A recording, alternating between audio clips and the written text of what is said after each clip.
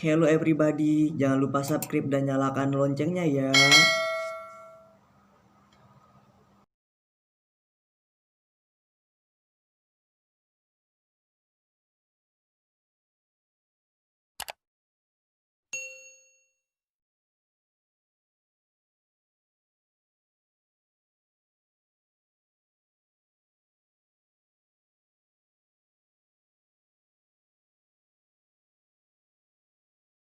Pertama dia bilang apa? Ya maksarul sabab.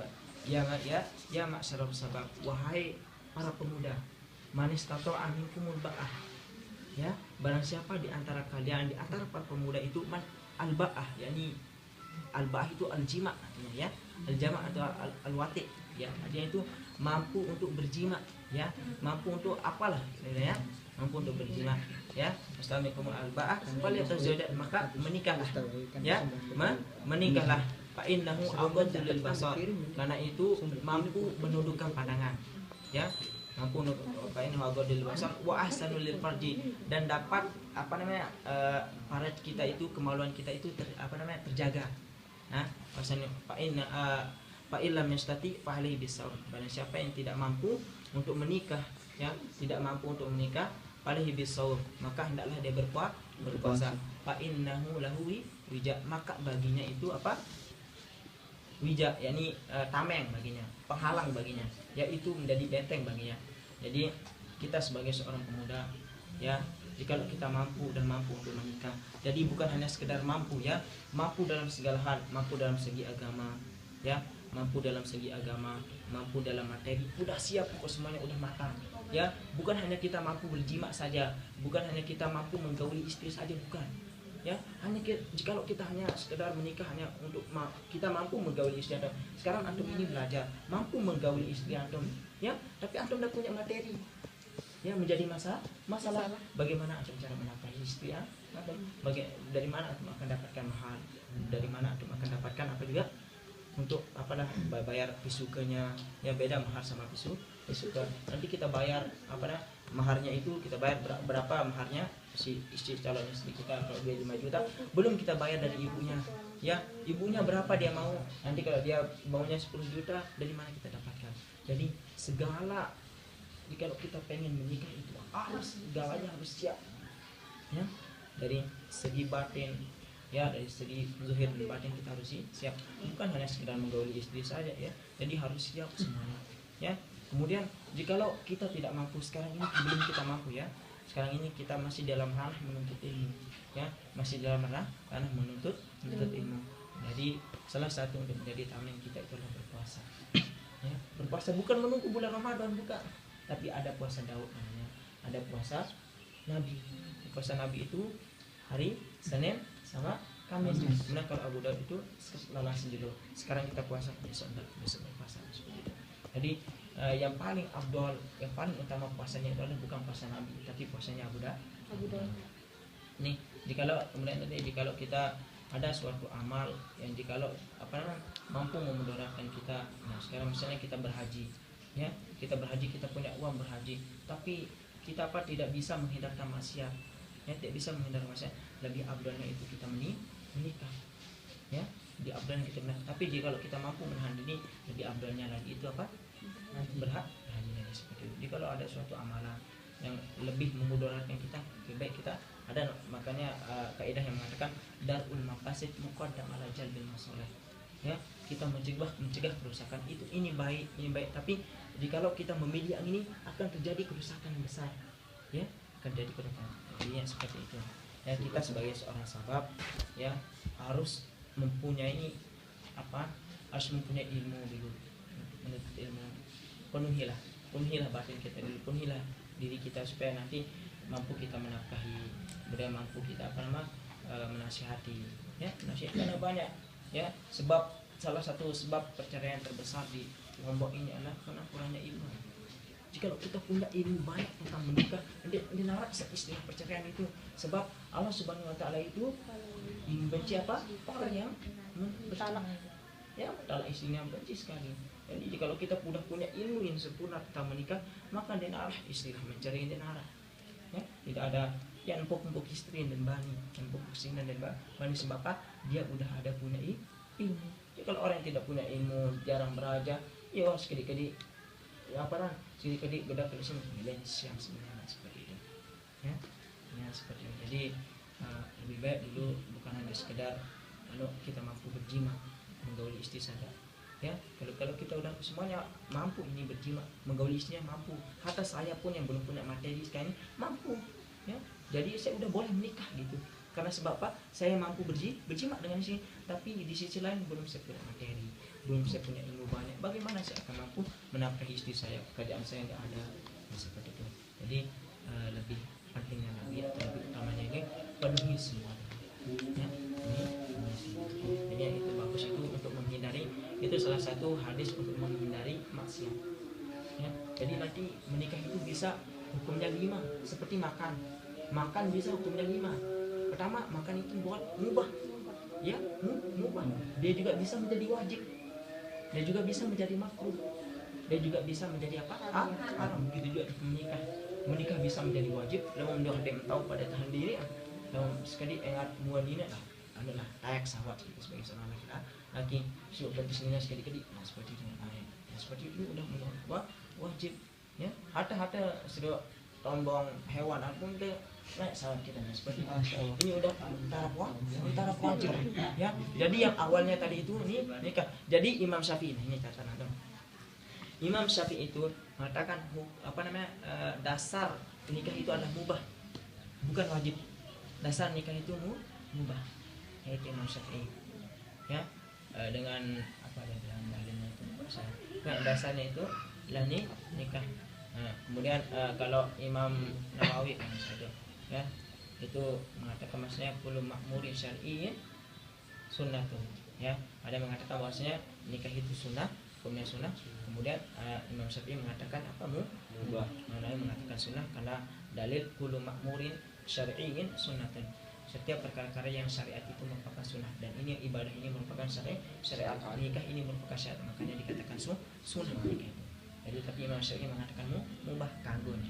Mubah itu artinya kalau dalam ilmu fikih itu dikatakan pengertian itu lamun tegawe dek mau apa pun, seperti itu. Ya. Mau gawe dek mau apa, mau tinggalan dek mau apa, seperti itu. Jadinya yang terpenting itulah persiapkan semuanya. Ya, pendapat saya itu bahasanya ini bagus benar-benar, tapi selebihnya selain kita mampu berjima, kita harus memenuhi sisi-sisi yang lain, ya, seperti materi, seperti apa ilmu kita, selebihnya ilmu kita seperti itu. Makasih banyak.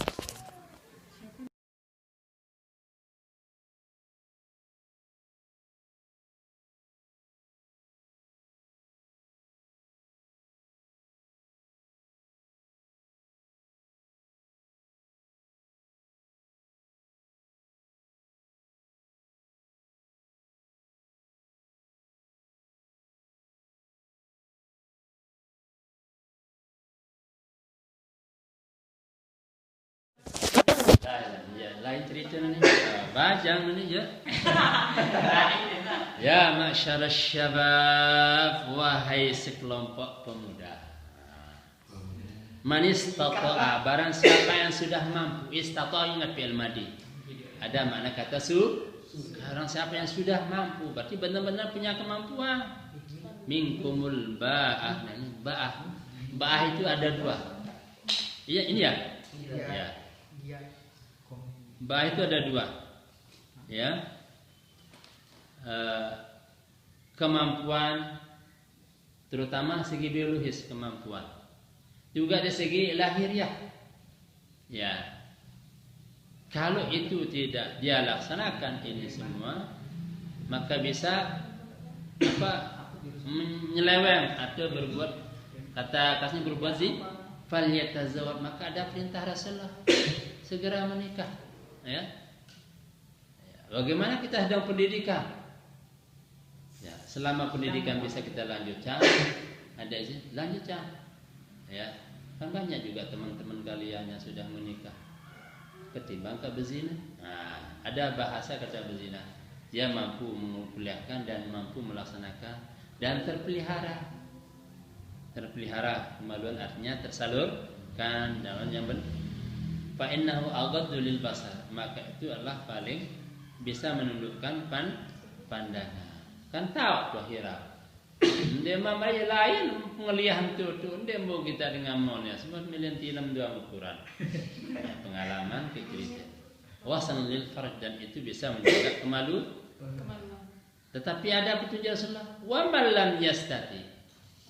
Lagu lamun dia bau, artinya baah ini mampu hanya segi biologis saja, dari segi ekonomi belum ada apa konsepnya. Nabi fa'alaihi, bisa maka wajib puasa. Puasa apa? Ya puasa sunat untuk menurunkan kemampuan bio. Fa innahu lahu wija, maka itu bisa menjadi dinding. Artinya bisa menjadi pembatas, bisa mengurangi semak.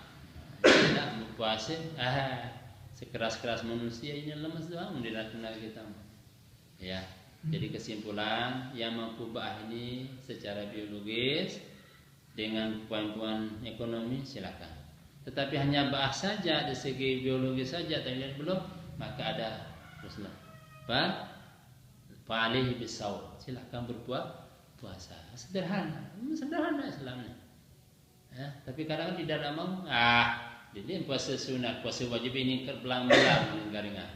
Ya orang yang membela diri doang dengan apa nafsu saja, nggih. Ya, masalah syabab. Ya, saum itu dapat membentengi diri, dapat mengurangi rasa apa istilahnya, semangat ingin apa baah ini. Ya, al-baah ada penjelasan kata-kata baah. Tapi barangkali itu silakan. Ini singkat dan padat.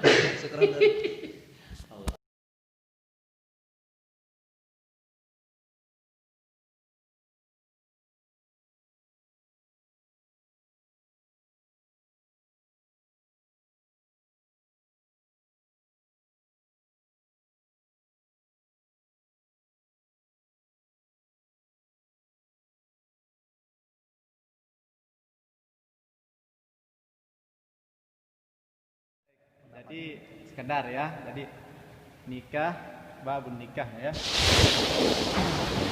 Jadi Rasulullah SAW masalah nikah ini memang menjadi suatu hal yang selalu hangat dibicarakan gitu ya, masalah nikah ini. Dan santri pun sekarang itu harus dia diperkenalkan bagaimana ya, diajarkan dia juga tentang bab nikah sampai di perguruan tinggi. Jadi nikah ini sesuai dengan sabda Nabi ya, an-nikahu sunnati. Ya. Faman lam ya'mal bi sunnati falaysa minni. Siapa yang tidak mengamalkan sunnahku maka dia bukan termasuk golonganku. Ya, jadi anjuran nikah ini yang pertama tadi dikatakan bahwa untuk meredam syahwat nikah ya. Kemudian melindungi pandangan. Ya. Tentu kita semua di kalangan kaula muda ini butuh yang namanya pernikahan itu, tetapi ada catatannya. Ya, catatannya adalah selama kita mampu. Ya, hadis ini tidak memaksakan untuk menikah. Ya, tetapi ada catatannya, harus bagi yang mampu. Jadi yang mampu itu dianjurkan untuk menikah. Ya, menikahlah ya, fal yatazawwaj supaya kalian itu bisa menahan pandangan. Ya, begitulah bagaimana di dunia ini ya, apalagi sekarang zaman modern ya, itu zaman serba begitu canggih, kemudian semua terbuka gitu ya. Jadi pandangan mata kita itu ya harus kita protek sebenarnya ya. Ya, mungkin kita bisa protek pandangan kita sekarang, tetapi di jalan-jalan tidak bisa kita proteksi. Bagaimana pandangan-pandangan? Ya, nah, belum pandangan mata, belum pandangan hati.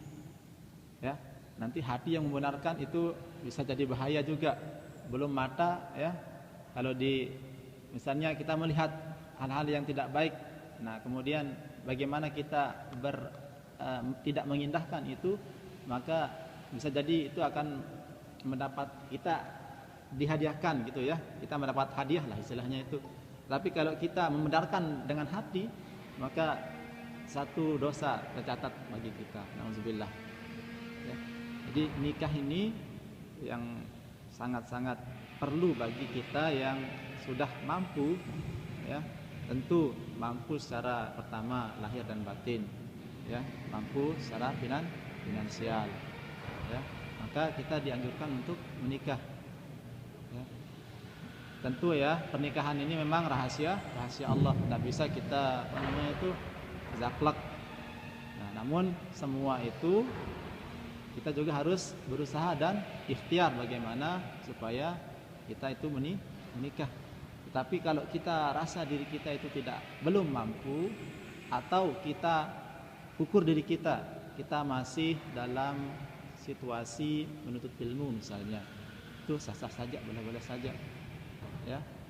Makanya sekarang pernikahan dini di usia dini itu pemerintah kita itu tidak menganjurkan untuk melakukan pernikahan dini itu. Baru tamat sanawiyah, baru tamat aliyah, SMP, SMA sudah menikah. Nah, nanti ujung-ujungnya itu nanti ya terjadi kekerasan dalam rumah tangga. Kemudian terjadinya perceraian. Ya. Nah, tanpa itu semua ya, apabila semua itu ya dilakukan berdasarkan ilmu, maka boleh-boleh saja. Ya. Meskipun misalnya ya kecil umurnya menikah, tetapi orang tuanya bekali dia dengan ilmu, ya. Kemudian apalagi dia punya harta gitu misalnya ya, ada ilmu, ada harta, maka itu boleh-boleh saja. Nah, tetapi ya pemerintah kita sekarang ini mencanangkan dendik merarik kudik lah istilahnya ya, supaya meminimalisir terjadinya kekerasan dalam rumah tangga. Tentu Islam memandang bahwa pernikahan itu adalah hal yang sangat penting karena itu adalah sunnah Rasul. Ya, jadi kita semua ini dianjurkan untuk segera menikah sebenarnya.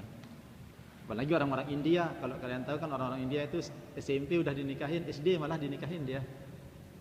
Ya, tapi itu kan di luar agama kita. Ya, Islam tidak seperti itu. Selama kita belum mampu, maka Islam itu tidak mewajibkan kita untuk menikah. Ya. Tapi kalau orang kita sudah mampu, sudah punya pekerjaan misalnya, banyak orang yang mampu, ya, mampunya apa? Finansialnya mampu, lahir batin belum mampu, belum wajib menikah. Ya. Jadi pernikahan ini harus mampu secara lahir dan batin.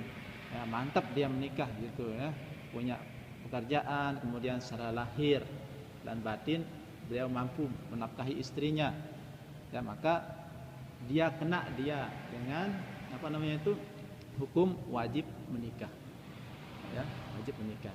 Nah, terlepas itu semua nanti ya setelah usaha dan ikhtiar, ya, tentu itu rahasia Allah. Yang penting Allah sudah berikan garis dia, yang wajib menikah itu ini orangnya, ya, mampu dalam finansial lahir dan batin, ya. Dan umurnya itu pun sudah dikasih tahu, ya. Sedangkan sekarang ilmu pengetahuan semakin terkuak. Ilmu pengetahuan baik tentang ilmu pernikahan, ya. Bahkan anak-anak SD sekarang sudah ngomong-ngomong tentang nikah gitu ya. SMP apalagi, ya. Di aliyah apalagi, ya, dan diajarkan, ya. Itu pun di mata pelajarannya babun nikah. Nah, itu akan menjadi bekal, ya, bagi para penuntut ilmu bagaimana menyikapi tentang pernikahan, ya. Kalau merasa dirinya sudah mampu, ya, ada orang tuanya misalnya, ya, ada loh beda-beda sifat kita. Kalau kita mungkin tidak terpaku dengan orang tua, ada yang terpaku dengan orang tua karena orang tuanya misalnya kaya, ya, ada yang di satu orang lain ada yang miskin misalnya, ya. Nah, tentu berbeda, ya. Tentu kalau orang tuanya siap untuk menanggung itu nggak apa-apa, bagus sekali, ya. Nah, siap menanggung bagaimana anaknya, misalnya daripada anaknya berbuat maksiat misalnya, orang tuanya yang menikahkan dia, itu nggak apa-apa. Orang tua yang tanggung dulu sambil dia didik anaknya, sambil dia cari carikan pekerjaan. Itu bagus sekali sebenarnya, itu menurut saya sih ya. Tapi apabila kita misalnya yang kurang mampu, misalnya kita harus pertama harus bersabar gitu ya. Kemudian tadi ada perintahnya berpuasa ya, untuk menahan hawa nafsu. Karena berpuasa itu kalau tidak ada isi perut, tenaga nggak ada ya. Jadi peluang kita untuk berbuat yang berpikiran yang jelek-jelek itu diminimalisir oleh puasa. Sedangkan puasa itu pun mulai dari qobla subuh itu kita sudah berniat.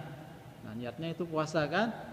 Nah, puasanya itu nanti yang membentengi kita untuk berbuat selalu berbaik perbuatan kita. Jadinya puasa itu menjadi tameng istilahnya ya, supaya kita itu terhindar dari hal-hal yang negatif. Mungkin hanya itu dulu dari saya. Assalamualaikum warahmatullahi wabarakatuh.